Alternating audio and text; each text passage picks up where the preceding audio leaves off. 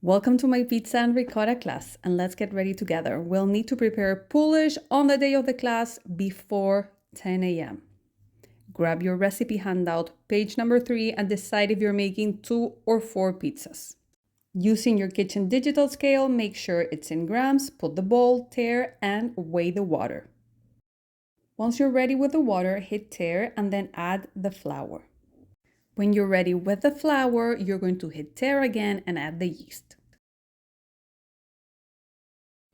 After we have all 3 ingredients in the bowl, we are going to start mixing. Here I'm using a spatula, but feel free to use anything that you have in hand. Regarding the bowl, I usually get questions if the material of the bowl matters, and it doesn't, so feel free to use the bowl that you have. Once everything is combined, we're going to cover with plastic wrap, put the name, the time, and we're going to let it sit on your kitchen counter, and please avoid direct sunlight. At 4 p.m., it should look like this.